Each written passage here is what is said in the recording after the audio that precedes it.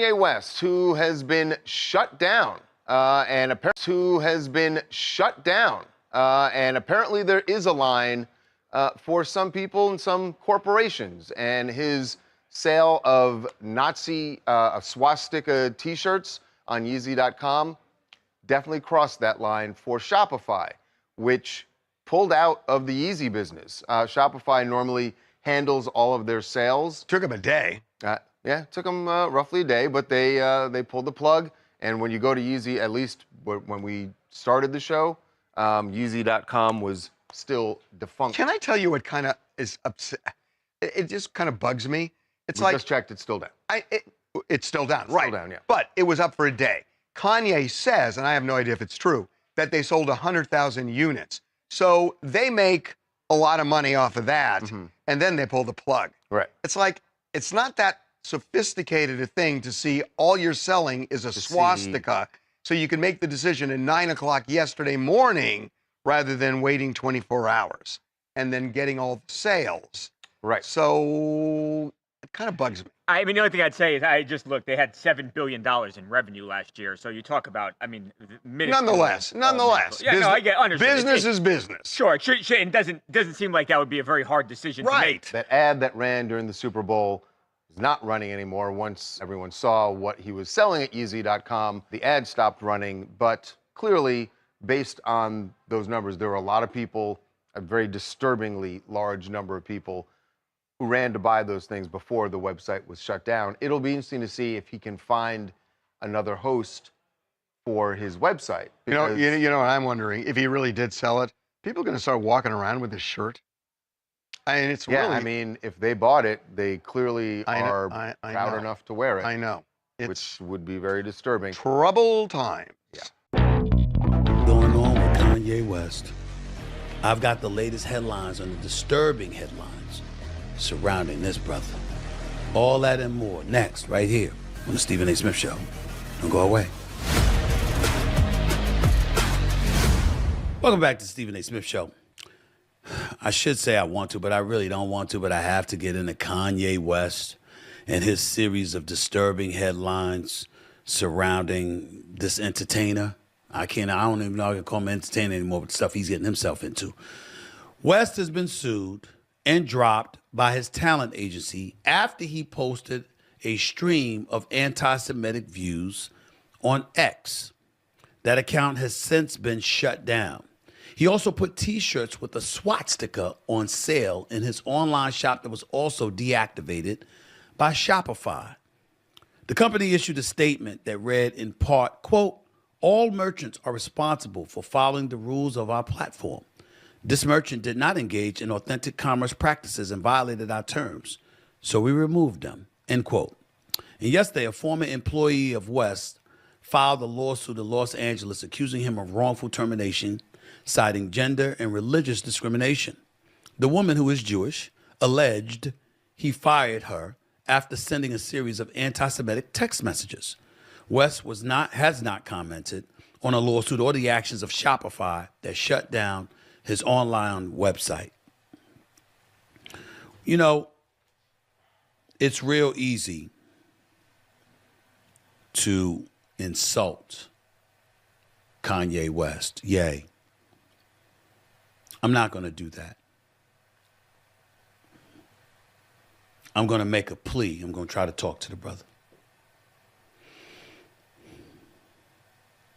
Kanye West is one brilliant dude. His artistry and the brilliance of that artistry cannot be denied. Once a billionaire, who knows what he is now with the damage that he has done to his brand, speaks for itself, and we don't need to revisit that. But my brother,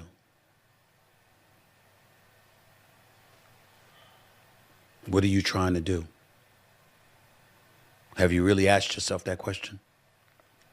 You see, ladies and gentlemen, so many people, I'm not going to go there because I know Kanye West lost his mother. I lost my mother after a long battle with cancer. I can sincerely say to you from the bottom of my heart, there is no pain that I've ever felt in my life that comes close to the pain of losing my mother.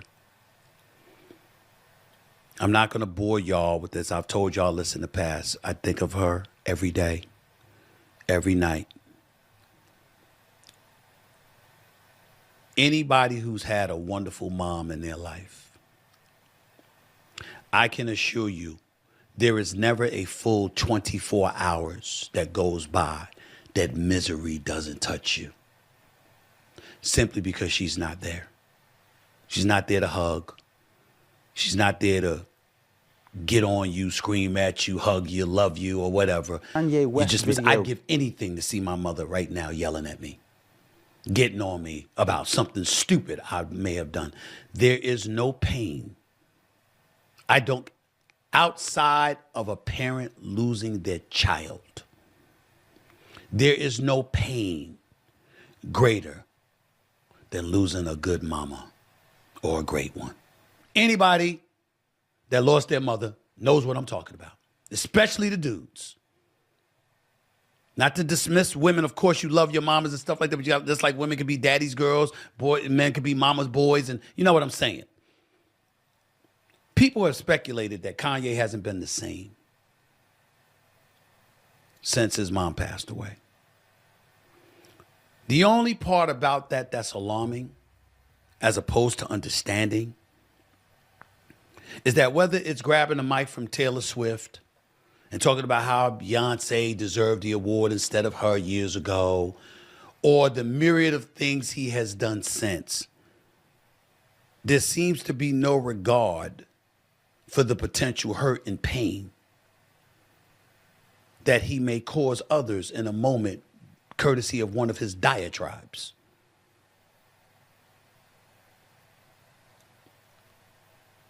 And at some point in time, that's got to end. I remember one of the most riveting moments I saw on video, social media, was when my man Van Lathan was working for TMZ. And Kanye West came to their studio and said a few things. And I don't recall what it was. But I remember Van Lathan laid him out with such eloquence, with such sincere, heartfelt disappointment. Even Kanye had to roll up on him and say, come on, brother, let me talk to you. Because Van acknowledged, oh man, I'm hurt, brother, by what you're saying.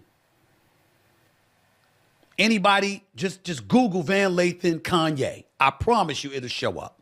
When Van Lathan, Kanye, TMZ.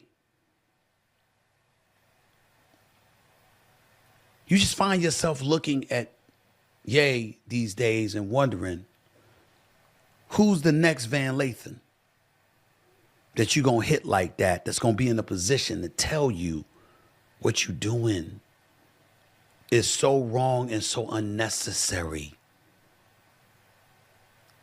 I am not disrespecting Ye. I'm not trying to do that. He's doing that to himself. I'm not bringing up his wife. That's his business. It's far more serious than, what we talk about with Serena and her husband, all that stuff. That was just fun. This is some serious stuff here. And I just hope that somebody's able to touch Ye in a way that can get him to stop doing this. And you don't have to go back to giving us beautiful music and all of this other stuff. You can simply go away and live your best life. Or try to be a constructive voice that really, really touches on the issues in a constructive way that would provoke people wanting to listen to what you have to say instead of wanting to run away from your words because they're too piercing, too damaging, and too unnecessary. That's all I want to say about that. I wish Ye nothing but the best. But he just seems to be on this mission. You know what they say, hurt people hurt people? He seems to be hurt and determined to distribute hurt. And I just don't understand it. because he's such a brilliant, brilliant brother. I just don't understand. Okay, some good news for Diddy. One celebrity firmly in his corner is Kanye West, who has proudly proclaimed Free Puff. Then went on to proudly proclaim I'm a Nazi and once again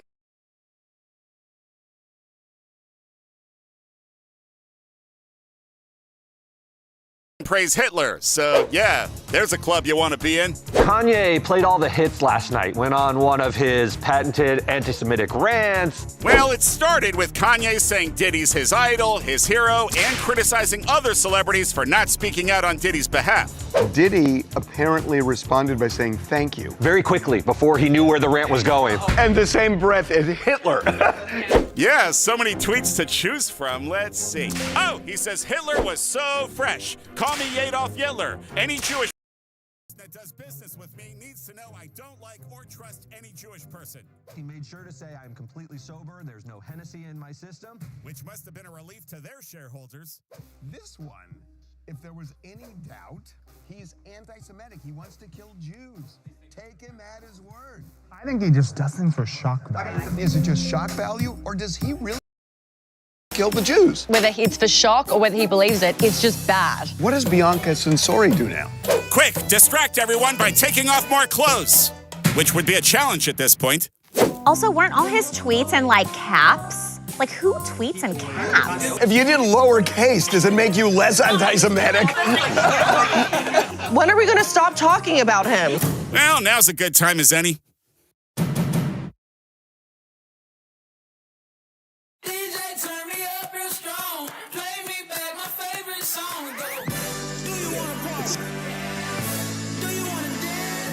The reaction you wanted by wearing that.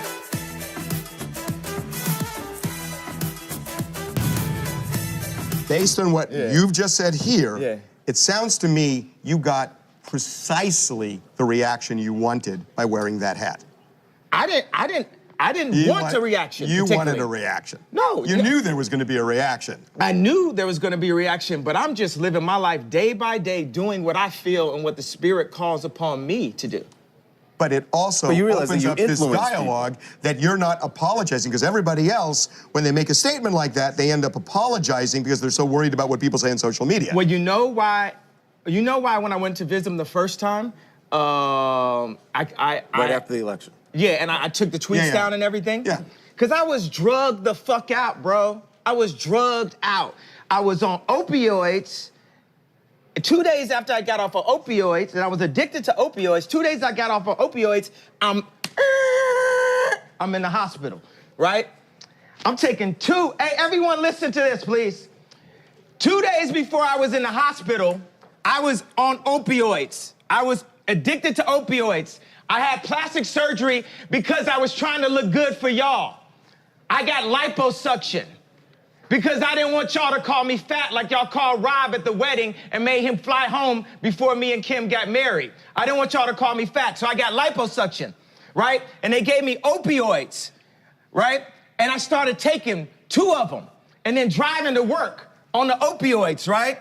Then my boy, and I'd always ask my boy, to hand me if it's, we on tour, give me some weed, blah, blah, blah. So he had to go give me the opioids. And there was talks amongst my camp, like, Ye's popping pills, right? So when he handed this to me, he said, this is used to kill genius, right? So I didn't take it. 2 days later, I'm in the hospital. I was taking 2 pills a day at that time. When I left the hospital, how many pills you think I was given? 7. I went from taking 2 pills to taking 7. So the reason why I dropped those tweets and everything, because I was drugged the fuck out, bro. And I'm not drugged out. These pills that they want me to take 3 of a day, I take 1 a week, maybe 2 a week. Y'all had me scared of myself, of my vision. So I took some pills so I wouldn't go to hospital and prove everyone right.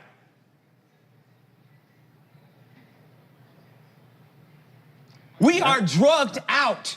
We are following other people's opinions. We are controlled by the media. And today, it all changes. You got Tupac and Lennon in that hallway. Today, it all changes. We need to think how to think free We need to be free thinkers. Then we need to learn how to feel free. People say feel free, but we don't even know how to feel free or think free. Say what you feel, positive or negative. I just got off the phone with J. Cole. He said, how'd you feel when they said the Crips is gonna kill you? I said, man, that was the headline. But when they said they wanted to beat me up, I said, that's great. They're my brothers. They love me. They don't want nothing to happen to Ye. They just want to beat some sense into me. I love Daz. I love the Crips. I love the Bloods. I love everyone. How many people are feeling, how many people felt something that I said today? Raise a hand if you felt something that I said today. Do you feel that I'm feeling, do you feel that I'm being free and I'm thinking free? Yes. I actually don't think you're thinking anything. I think what you're doing right now is actually the absence of thought.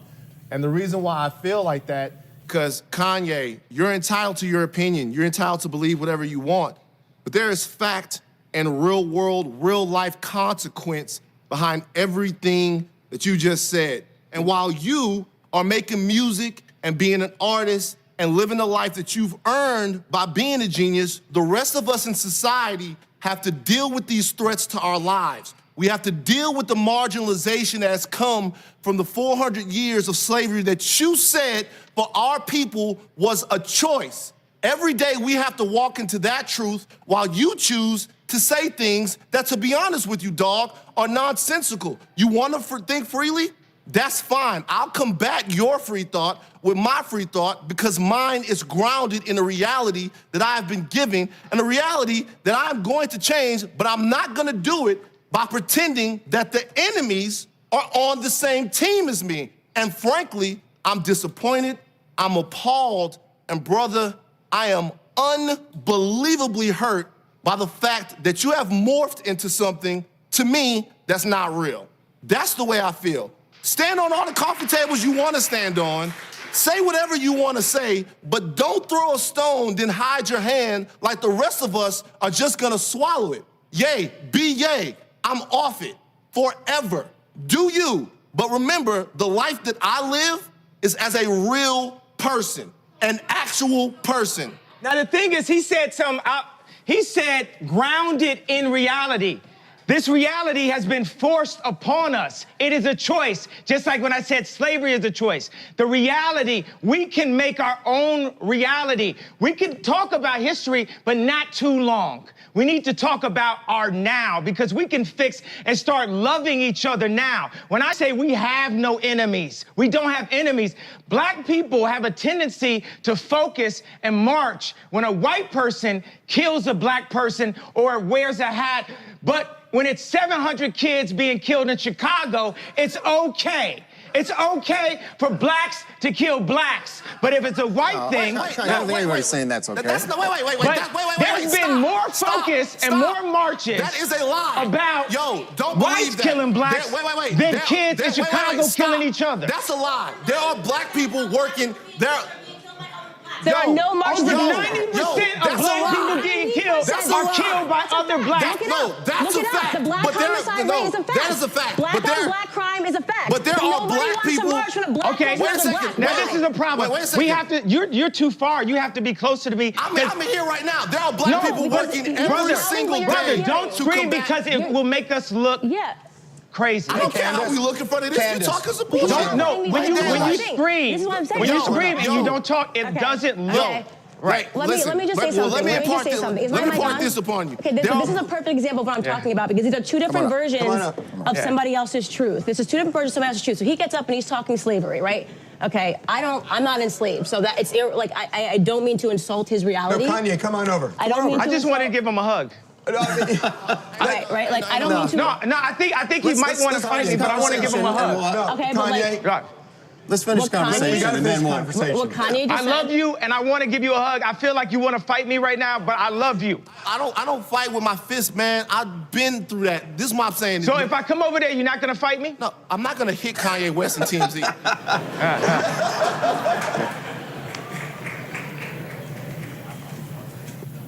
Bro, you got to be responsible, man.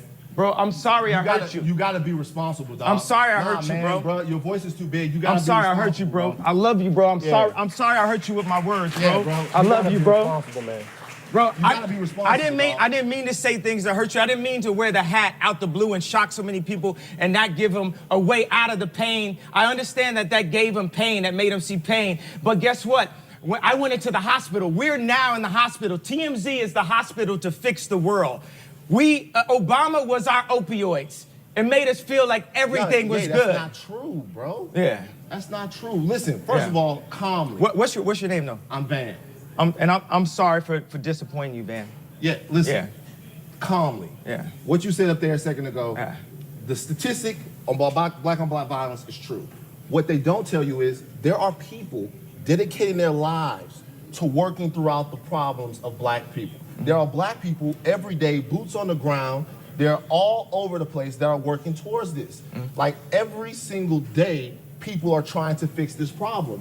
The narrative that black people don't care about black lives until a white person takes them is false. That is not true.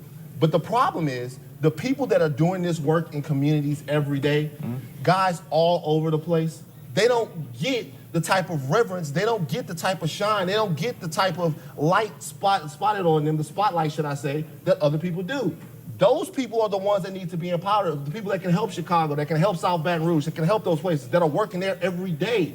They doing it and they dedicating their lives to it. But they don't get big up by rappers, they don't get invited to things, they do it for nothing because they have to.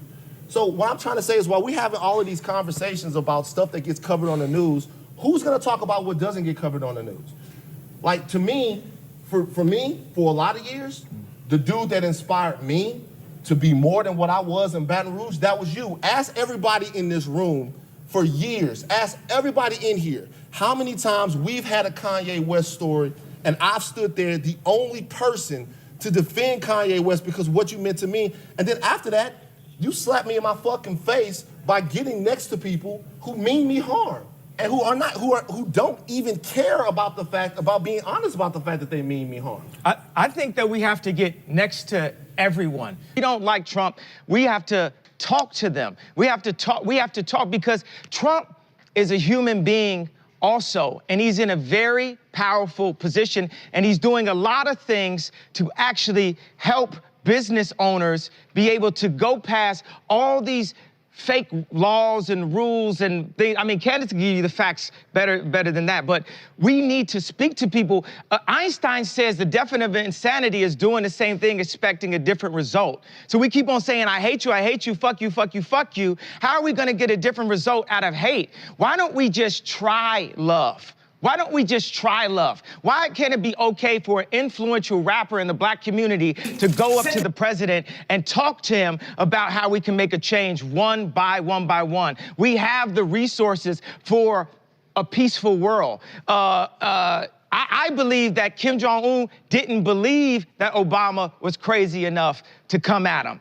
You know, sometimes you need some crazy motherfuckers to change something. Steve Jobs is crazy. Now we all on Steve Jobs' phones. They say Trump's crazy. They say I'm crazy. But I'm here to show love. And we're gonna make it through. I know I disappointed you today, brother. And I am him. And I have to go and get him free because he was doing positive inside of Chicago, just like how I'm moving back to Chicago. And it's not just about, you know, getting on stage and being an entertainer and having a monolithic voice that's forced to be a specific party. You know, people expect that if you're black, you have to be Democrat. I've had conversations that basically said that welfare is the reason why a lot of black people end up being Democrat. They say, you know, first of all, it's a limit to amount of jobs.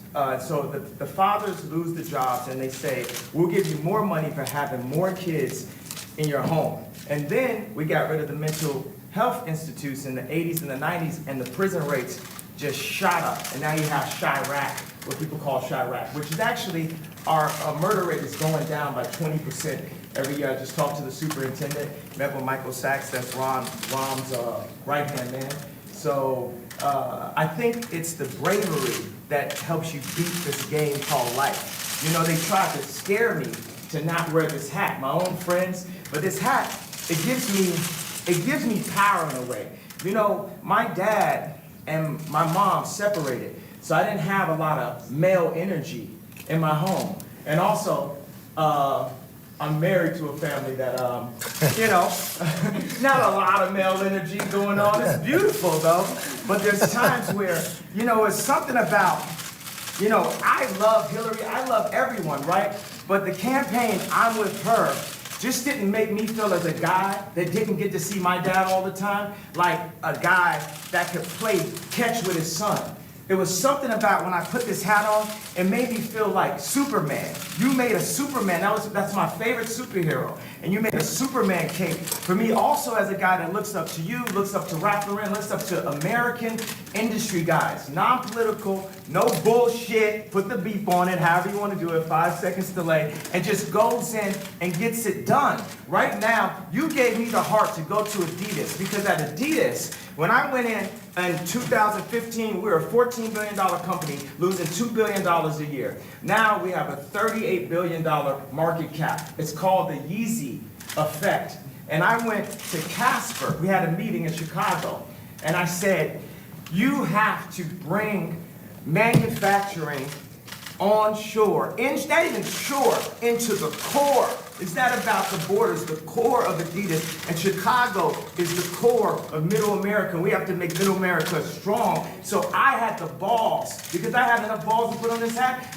I mean, this Adidas thing made me a billionaire. And I could have lost $200 million walking away from that deal. But even with that, I knew it was more important for me to take the chance of walking away from that deal than to have no fathers in Chicago with no homes. And when we do have prison reformation, because it's habilitation, not rehabilitation, because we didn't have the abilities in the first place. We never had anyone that taught us, who didn't teach us. Exactly, we had no one that taught us, right? So it's more important than any specific deal, anything, that we bring jobs into America, and that we provide a transition with mental health and the American education curriculum that Jim has worked on. Larry Hoover also has a curriculum that he's worked on. We have Montessori curriculums that we worked on. WeWorks has a beautiful curriculum. The Waldorf establishment has a curriculum.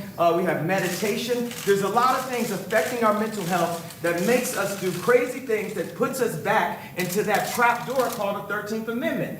I did say abolish with the hat on, because why would you keep something around that's a trap door? If you're building a floor, the Constitution is the base of our industry, right? Of our country, of our company. Would you build a trap door that if you mess up and you accidentally something happens, you fall and you end up next to the Unabomber? You got to remove all that trapdoor out of the relationship. The four gentlemen that wrote the 13th Amendment, and I think the way the universe works, it's perfect. We don't have 13 floors, do we? You know, so the four gentlemen that wrote the 13th Amendment didn't look like the people they were amending. Also, at that point, it was illegal for blacks to read, or African Americans to read. And so that meant if you actually read the amendment, you get locked up and turned to a slave. Again, so what I think is we don't need sentences, we need pardons. We need to talk to people. I was diagnosed with bipolar disorder.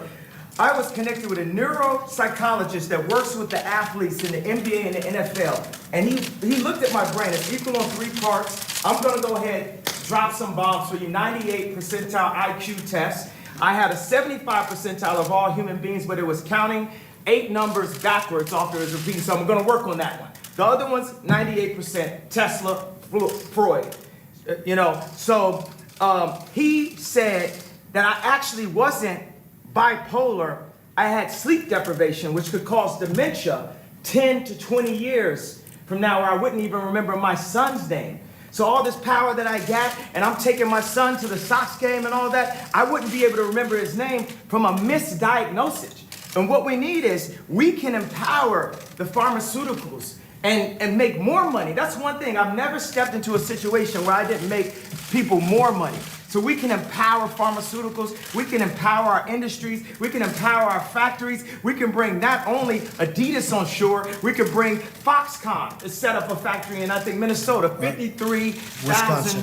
Wisconsin. Yeah, Wisconsin. They have 4,000 jobs, people making $53,000 a year. And one of the things we got to set is Ford to have the highest design, the dopest cars, the most amazing. I don't really say dope, I don't say negative words and try to flip them. We just say positive, lovely, divine, universal words. So the flyest, freshest, most amazing car. And what we want to start with is, I brought a gift with me right here.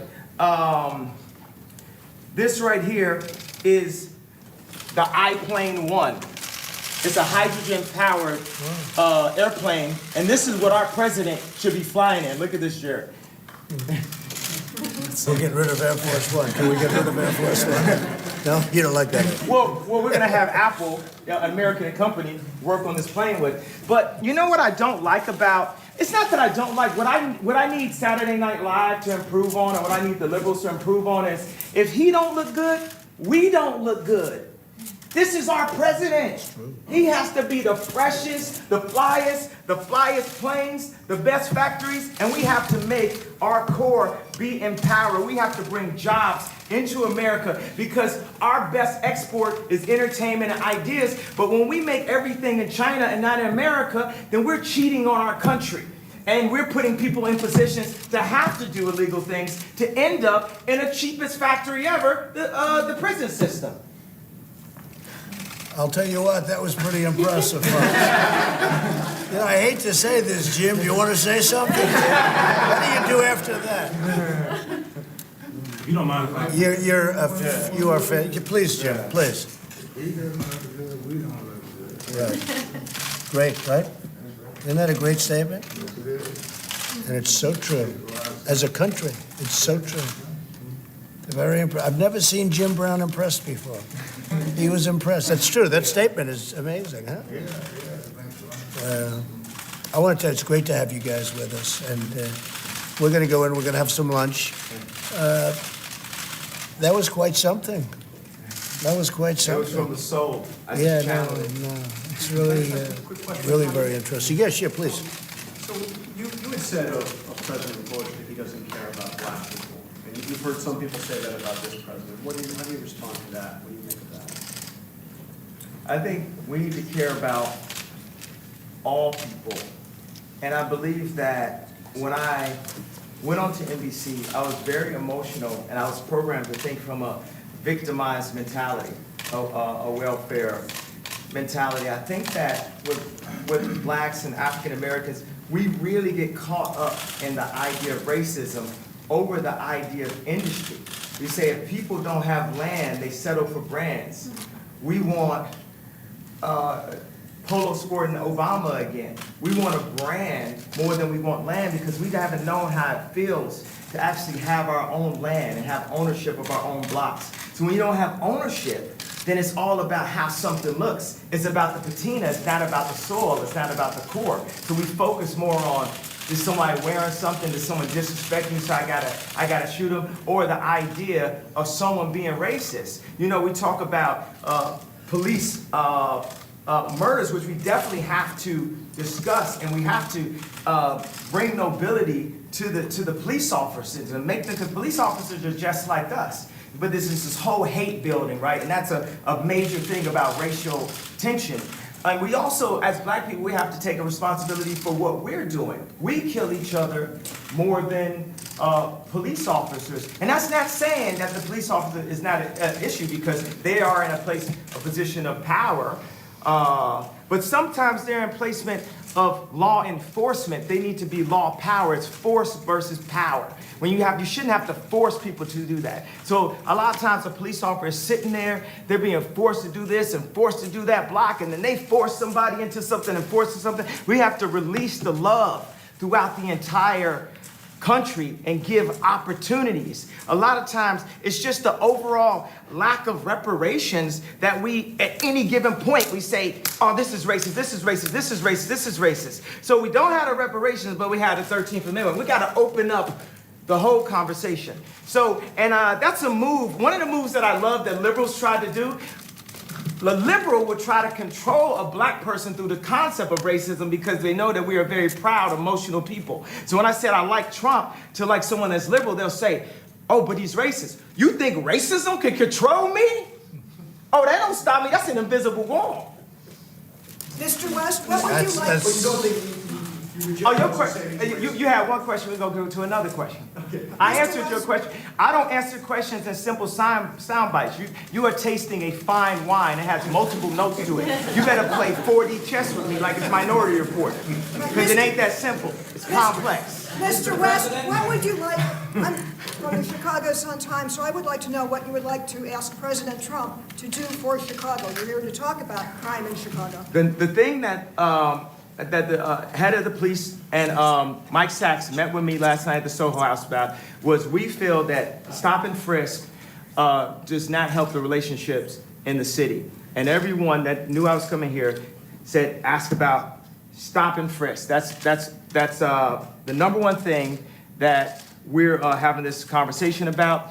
Another thing is opening up industries, and we've got to get some tax breaks because we're making we got a speed factory in Atlanta, but the shoes are costing us $300, so it's costing us too much to make things. So we need some prototypes here so we can get people back working, so China can't just beat us and Vietnam can't beat us. You got Levi's, the greatest jeans company in the world, making their jeans in Vietnam. So we're going to need to get a few breaks to be able to have some places in my hometown of Chicago and the 2.7 million to the 9 million surrounding suburbs where we can create some factories. Now, I think it would be cool for them to be Trump factories because he's a master of industry. He's a builder. And I think it would be cool to have Yeezy ideation centers, which would be a mix of education that empowers people and gives them modern information. Like sometimes people say, this kid has ADD, this kid has ADD. He don't have ADD, school is boring. It was boring, it's not as exciting as this. We have to make it more exciting, we have to mix curriculums.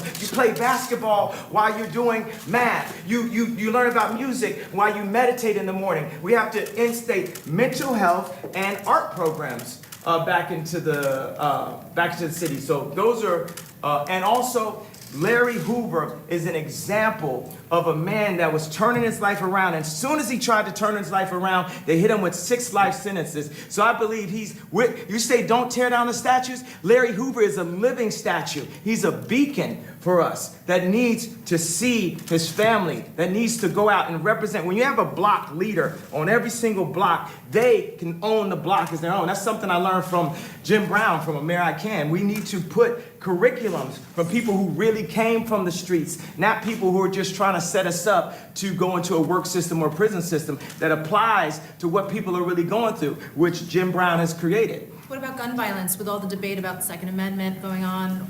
The problem is illegal guns. Illegal guns is the problem, not legal guns. We have the right to bear arms. President Trump has said that he favors stop and frisk. Are you guys going to be discussing that? Do you think you can change his mind? Yeah, we're gonna discuss. I didn't mean to put you on blast like that, bro. But it's definitely. I'm open-minded. I'm here. Mr. I am President, would you like him open-minded. to speak at one of your rallies? He can speak for me anytime he wants. He's been a great guy. He's a smart cookie. Smart. He gets it. These two guys, Jim Brown, he's been doing this for a long time. Is this a future presidential candidate? Could very well be. Only after. Could very well be. That's good. I'm glad to hear that. We have a good, and the thing is, let's stop worrying about the future. All we really have is today. We just have today, over and over and over again, the eternal return, the hero's journey. And Trump is on his hero's journey right now. And he might not have expected to have a crazy motherfucker like Kanye West run up and support. But best believe, we are gonna make America great. Now the thing is, another thing is black people have an issue with the word again. And I believe my feeling from that is because I'm gonna go all the way Sigmund with it, because time is a myth. All we have is now, all we have is today. So the word again, it doesn't hurt us because of the idea of racism and slavery and different things. It hurts us because we need to focus on who we are now, today. I believe. So I actually brought some hats in that have a bit of a transition. I'm not trying to put you up there a spot a little bit. I made a hat that says Make America Great. Just that. But I would love to see at the Super Bowl, Trump wearing the Make America Great hat, Colin wearing the Make America Great, and showing that we can bend a bit on this side, we can bend a bit on this side, and we can learn how to be malleable in the infinite universe that we are and the loving beings that we are, that we don't have to stick to all traditions, and we aren't a side, we are one unit, we are one country, we are one moment in history and time. We might have been here before, but right now, we're here together, and the greatest value that people have are other people. And we need to stop working on red and blue. It's like a gang again. Let me ask you this question. You're in the Oval Office. Okay. How does it feel to be in the Oval Office? Oh, it is good energy in this. Isn't it good energy? Yeah. It's good energy. It's a great place. Jim, how do you feel? I feel good. Yeah. I truly feel good. I thank you, too. You're so respected. And what Kanye's doing has been incredible. All over the world, they're talking about this. And I have to tell you, I had important meetings today with senators and with everything. Nobody cared. They wanted this meeting. This is the meeting. Is that right? I can say that to John. No, the others were good, right? But this is what they want. Maybe only you would be here. Well, it's my honor, Jim. I want to tell you, I've been a fan of yours for a long time. A long time. Nobody like you. Nobody like you. No athlete like you. Well, you know why I'm here? I'm here to serve. Yeah, it's really nice, man. I'm not here to ask for anything. Well, and you know, that's always been the way Jim has been for a long time. And he just wanted to help, and it's something special. Jennifer, did you have a question? I guess, what do you feel about stop and frisk? Are you gonna? Well, we're going to look at it. I'm open to everything. Hey, look, I think it's a shame what's happening in Chicago. What else can be done? I'm in Chicago a lot, too. I have nice things in Chicago. You know that, right? And I hate to see what's happening.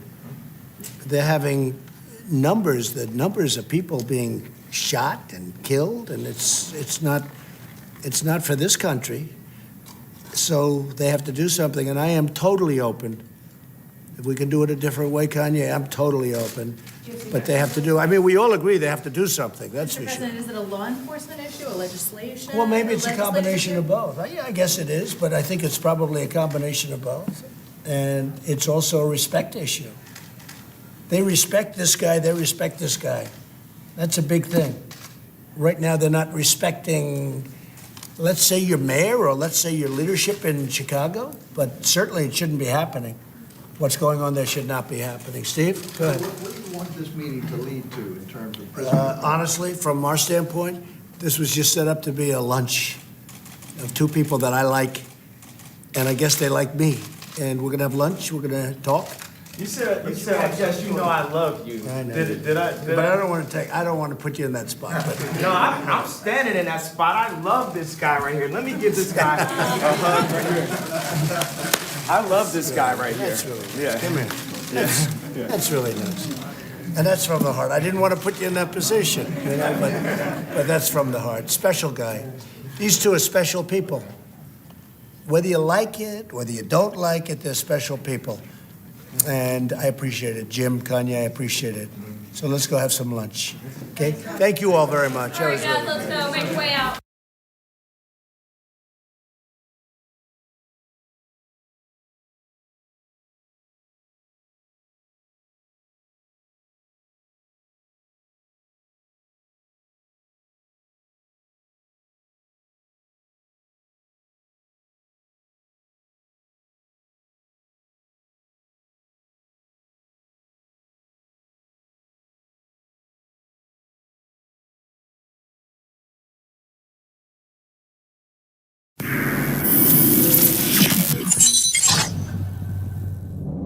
Okay, so that happens, and you know, I feel like your TMZ career continued to grow. Right. You had the Van Lathan's Red Pill podcast.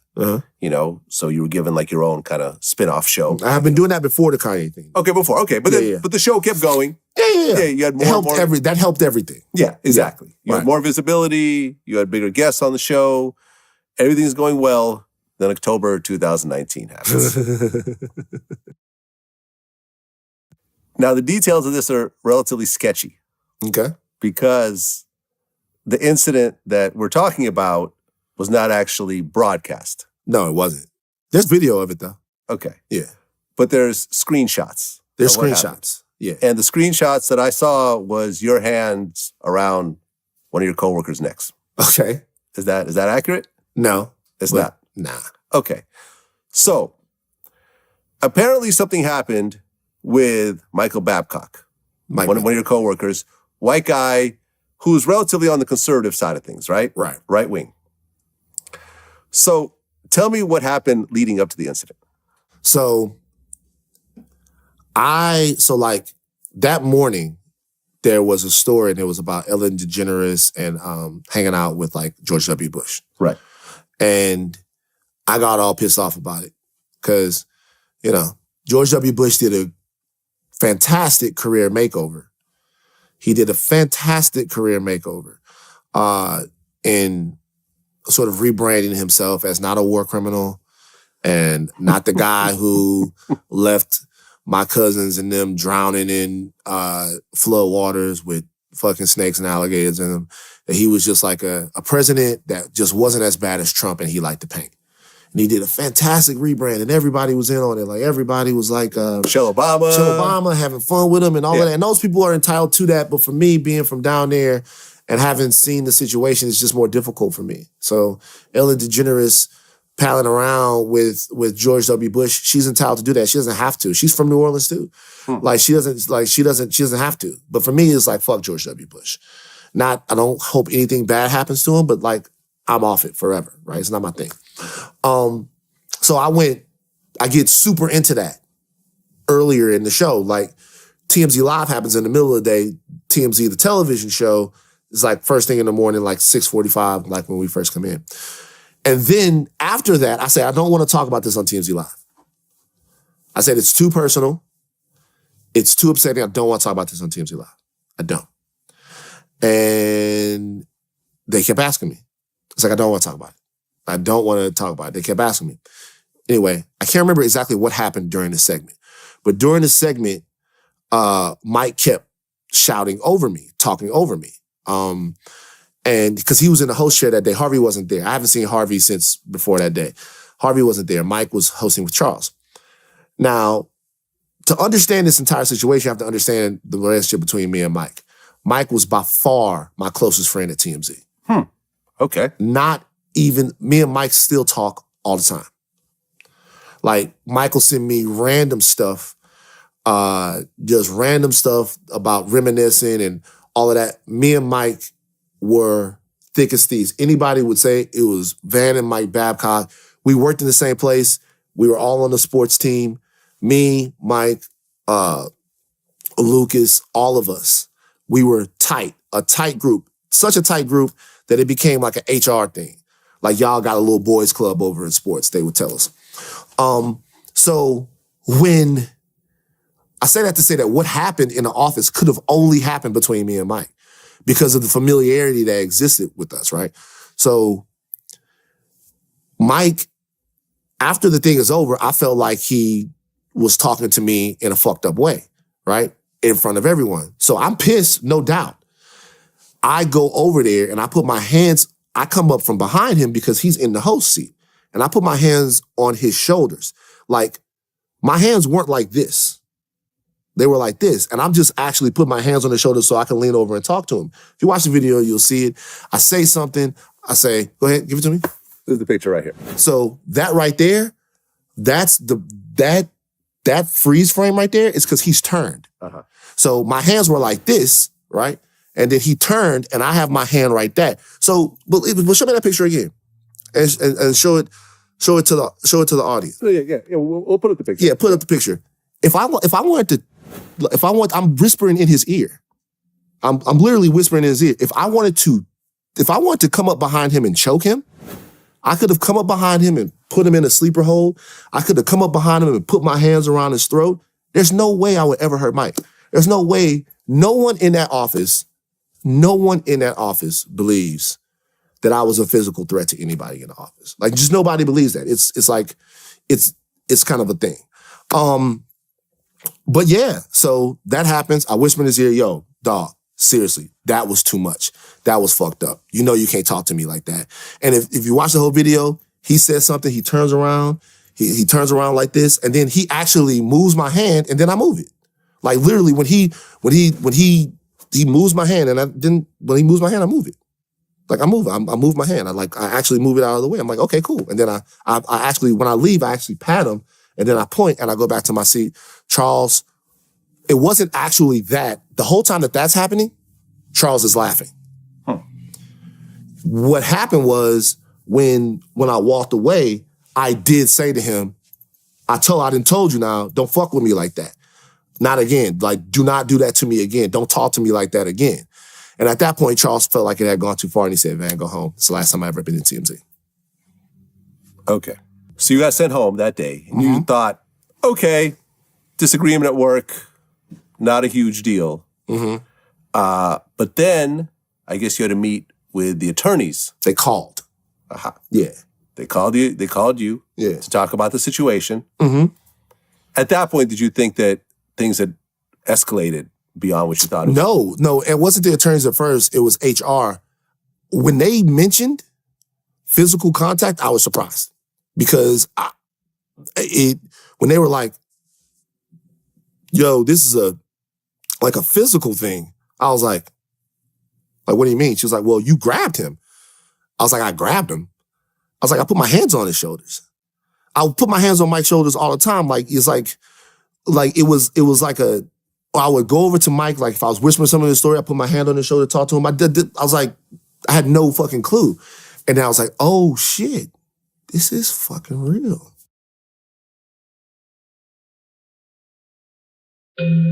This is your year to take control of your health. Through hers, you can get access.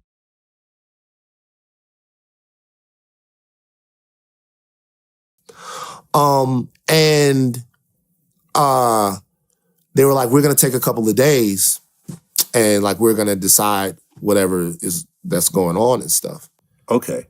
Well, were you able to get Michael to kind of step in on your behalf and say, "Hey, listen,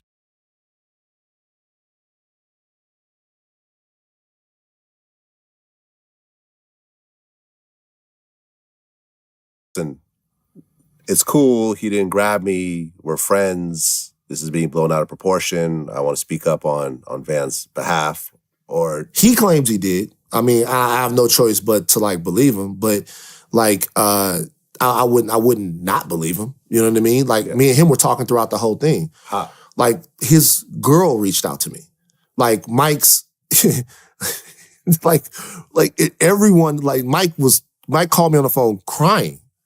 He's like, "I cannot believe that this was like a weird thing that was going on, and it was just like a weird occurrence, like a weird happening." But me and him, I had a going away party, like after I was actually fired, right? Because what happened was this: a couple of days into that, they start, we're gonna look at it, we're gonna do this, we're gonna do that, and then they decide, okay, well,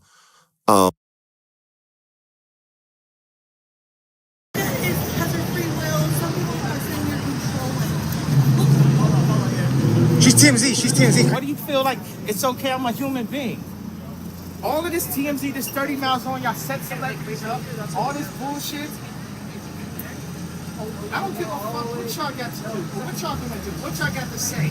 Don't come at me with that shit. Ask me that. You think you can walk up on me like that? What you think? Because you a white woman, you can walk up on me like that and ask me some dumb ass shit like that? Ask me about my wife, talking about does she got free will? Are you crazy? You insane? This is America. You got free will, or you work for the devil? You got free will, you work for TMZ Company? I'm a legend. You understand that? I'm here to support Charlie Wilson. You come and ask me some dumbass shit about my wife. That's my wife. You understand? You wasn't asking shit when I couldn't see my kids? When I couldn't, do you have questions? Do you have questions when I wasn't able to see my kids? And that I only get visitation and don't have rights to where they go to school? You got questions for that, or you part of the system? You understand what I'm saying? Do you understand what I'm saying? You understand what I'm saying? What do you hear? What do you hear about that? Is that your job to go up to every celebrity, ask them some dumbass shit about their wife? When they want to take you inside. No, tell me. Was it wrong for you to ask me about my wife some dumbass disrespectful shit like that? Was that wrong or right? I'm sorry, Kanye. I just need my phone. No. Answer the question. I'm supposed to answer your questions. Answer my question. I got your phone now. They gonna arrest me for taking your phone? Arrest me for taking your phone then? I don't. You answer the question. You asked me, did my wife have free will? Was that a dumbass, disrespectful question to come ask a grown-ass superhero? Answer the question. What's your name? What is your first and last name and address, Mitch? What are we doing? I just need my phone. Where is your phone? No, she came to me and said, does your wife have free will to speak? She worked for TMZ. Okay, They how be do you know running each on- other? Yeah, how do you know me, miss? I don't know you. What is her name? What is this lady's name? I'm just a reporter. No, you're not just a reporter. What's your first and last name? Melanie what? What's your address? What you make a year? I'll pay you double what they paying you. Woo! Woo! Oh, now you smiling. Woo! Get her contact. Yes, I will. I will. Good shit, Melanie. Thank you. Thank you, Kanye.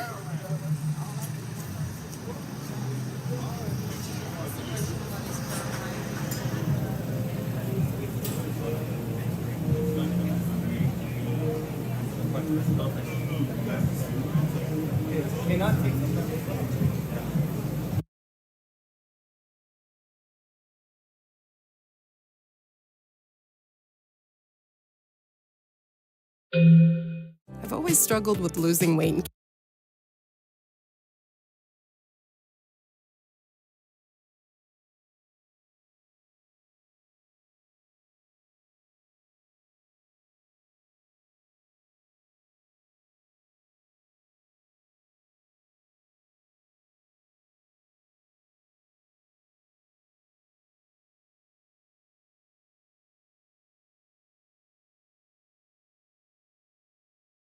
And a rant on the streets of Hollywood, a rant that was admittedly triggered by a question that one of our photogs asked him, although a very relevant question that a lot of people have been talking about. It's been circulating. Yes, about Bianca, his wife Bianca's lack of social media and why she doesn't have social media. There are a lot of reports out that he has been controlling her That's and how it's been telling her described by people and around telling her you cannot be on social media, you can't be on Instagram, whatever. So there were these reports out. We didn't know if we don't know if it's not. true, but we decided to ask him. Yeah, it didn't go over well. So here is what Melanie, our photog, went through in Hollywood yesterday. Hey Kanye, how you doing? It's good to see you. People want to know if Bianca has her free will. Some people are saying you're controlling her. Some people are saying you're controlling her. She's TMZ, she's TMZ. What do you feel like it's okay? I'm a human being. All of this TMZ, this 30 miles on y'all sex and all this I don't give what y'all got to do. What y'all gonna do? What y'all got to say? Don't come at me with ask me that. You think you can walk up on me like that? Would you think that you a white woman, you can walk up on me like that and ask me some dumb ass like that? Asking me about my wife, talking about does she got free will? Are you crazy? You asked me, did my wife have free will? Was that a dumbass, disrespectful question to come ask a grown-ass superhero? Answer the question. What's your name? What is your first and last name and address, Mitch? What is her name? What is this lady's name? I'm just a reporter. No, you're not just a reporter. What's your first and last name? Melanie what? What's your address? What you make a year? I'll pay you double what they paying you. Woo! Woo! Now you smiling. Woo! Get her contact. Jeez. I don't even know where to start, but I will start with that we have to say what an incredible job Mel did in the face of some intense questioning. She was incredible. I mean, what an incredibly stressful moment for her. I will say when we got the video back, I felt like maybe the question could have been worded differently to him, but regardless, it didn't warrant.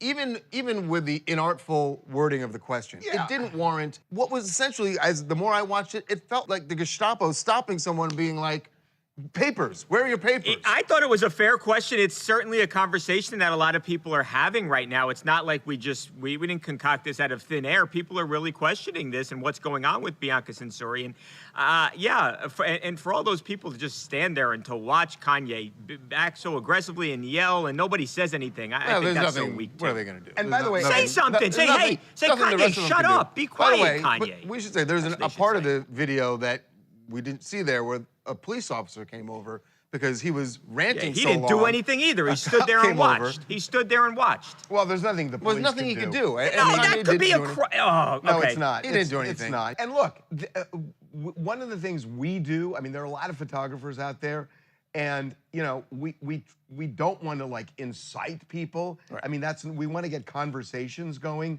So I agree with you. I mean, it could have been worded differently, but she was playing off of all these other stories that are out there from all these other outlets, asking the question, and you know, he could have said, "This is ridiculous," and we will put that out. Or he could have said absolutely nothing. Right.